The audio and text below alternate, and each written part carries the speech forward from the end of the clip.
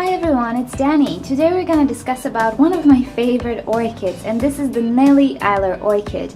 I did talk a lot about it in my previous videos, but recently quite a few of you have just purchased this orchid, mainly because of me, mainly because I praise it so much, but I just really like it. So I decided to talk a little bit more about the Nelly Isler orchid, yeah, since I have more experience now than I used to, I might be able to give you some more tips or just tell you what to expect from this orchid, because it is quite a tricky orchid, or it can be quite a tricky orchid. Alrighty, so I heard in some places that this orchid was actually called Isler, not Isler. It might be the correct way of pronouncing her name, since her name is actually derived from a person's name, and I'm not sure of the nationality of that person. I'm just calling it Isler on the principle of island, you know, the word in English. You don't really read the S in that word. So anyway, if you want to call it Isler, call it Isler. If you want to call it Isler, you know, call it Isler. In any case, if you didn't know, this beauty is a cross, a very complex hybrid and a cross between an Oncidium, a Cochleota, a Miltoniopsis, and another one, and I'm missing the name. But what I noticed about her is that it does get a lot of heritage from the Miltoniopsis orchid. I do treat it just like a Miltoniopsis. And in case you didn't know, Miltoniopsis are kind of the fussiest orchids around, or at least the ones that you can easily buy from grocery shops or garden centers. Now, the Nelly Isler orchid loves one thing in her life, and this is moisture. Whether it's humidity around the plant and humidity in the potting media, she absolutely loves moisture. For this reason, one of the #1 rules with a Nelly Isler orchid is to never let it go bone dry, like you would let a Phalaenopsis or a Callia orchid. She's totally different. Even Oncidiums handle the lack of moisture better than her.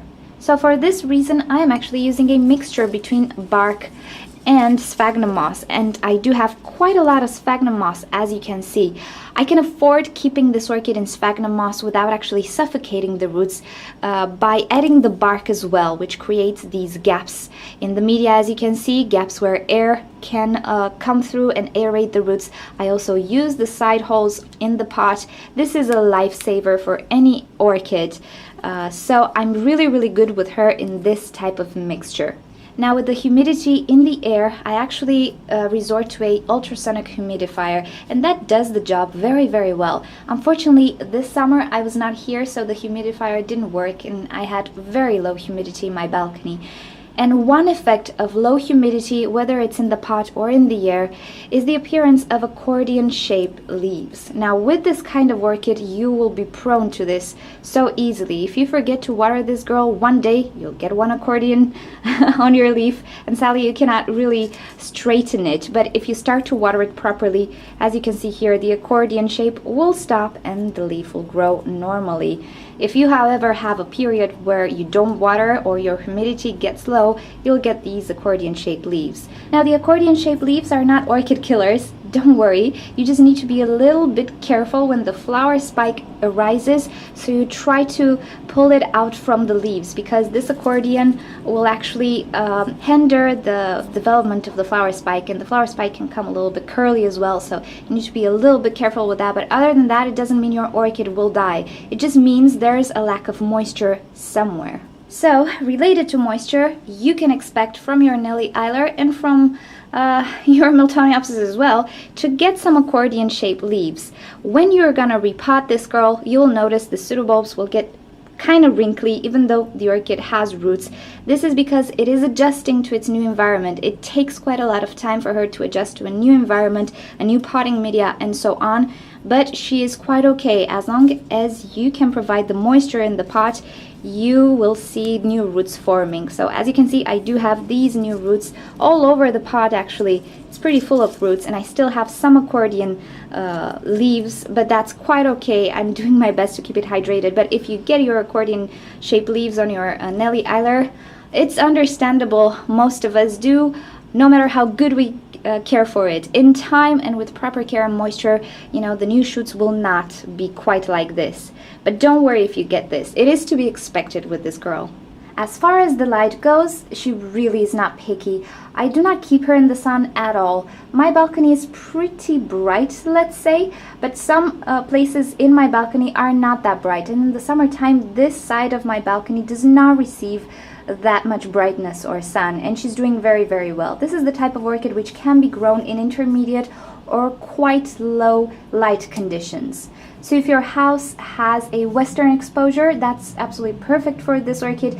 If you, however, have a southern or western exposure, you need to shelter it from direct sun. You can use some drapes in your window and so on. Just keep it away from direct sun and don't hassle to give too much bright light to your orchid. It's not a determining factor in her blooming and so on. Regarding temperatures, this orchid really likes cool things. Now she can handle quite high temperatures. This orchid was in my balcony. That was not that cool this summer since I was gone. Everything was pretty hot, and I dare to say I had 30 degrees in this balcony during this summer.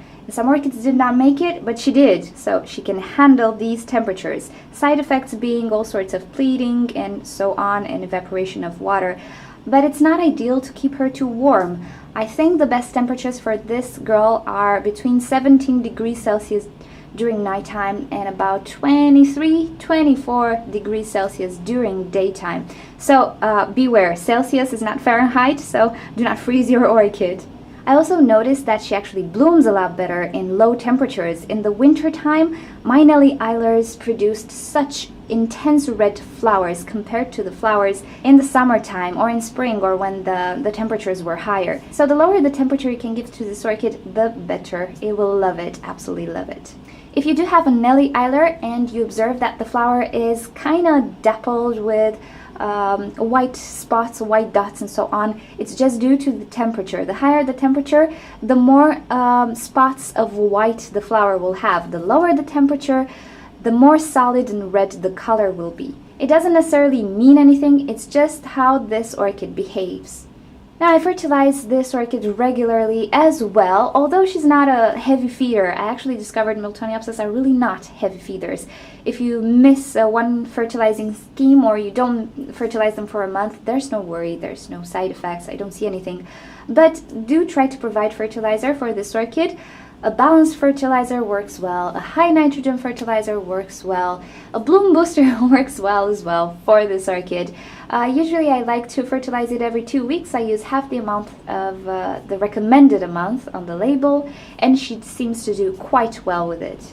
Now in order to rebloom this orchid, there really isn't a trick per se, like with the Phalaenopsis orchid. If you can provide a good care throughout the year for this girl, you should have beautiful spikes whenever a pseudobulb matures. There are those cases in which a mature pseudobulb doesn't want to bloom because it just doesn't want to bloom, and it will start putting out another shoot. Now I know it can be quite frustrating, but the orchid knows what it's doing, and if she wants to still produce new shoots, then okay, maybe she was sick and maybe she just wants to regain strength. If however you cannot really get those blooms from your Nelly Isler year after year, then something's wrong in her care, and I bet it's something related to humidity and moisture, or something related to temperatures. Maybe your temperatures are way too high all the time for her. So in case you can actually purchase a ultrasonic humidifier who actually lowers the temperature as well, that mist is pretty cold, you can try to use humidity trays. They will not be as efficient, but they will certainly provide some extra moisture. Also, you can put a layer of sphagnum moss on top of the media, and this will give some moisture to the plant as well, some humidity. It's really nice to add some sphagnum moss with this type of orchid. Keep in mind, you need to keep it ventilated. The addition of hose in the pot, lifesaver, no root rot, no nothing, and always water this orchid when you see the media is almost completely dry. Today's water day for this orchid, she's a bit dry at the moment. Still a bit damp though, so I'm good to water it today. Never let this orchid go completely bone dry because you'll regret it, trust me, and I learned this firsthand.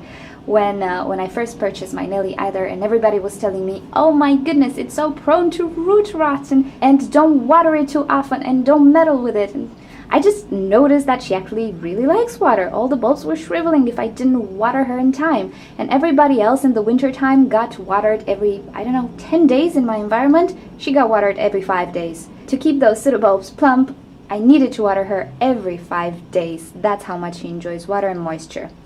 Also, another very important thing, do not divide this orchid. The more pseudobulbs it has, the better it is. If you have like 30 pseudobulbs, yes, okay, you can divide it, but most probably you won't. As you can see, my orchid has about 6 pseudobulbs. I do not intend to divide this orchid because this is the type of orchid which does not handle division so well, and if you by chance are left with 2 pseudobulbs, it's tricky. It's really tricky, trust me. And until she will regain a lot of strength and put out some more pseudobulbs, it will take years.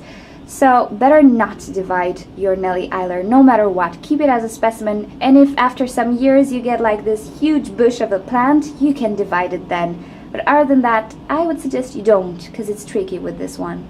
Also, it cannot really be propagated through back bulbs. You can try, it will sprout some new shoots, but I guarantee you, you're gonna have such a hard time keeping those shoots alive and keeping it hydrated and with energy and so on. Usually Miltoniopsis orchids and the Nelly Isler cannot be propagated through back bulbs. It's painstakingly hard to do so.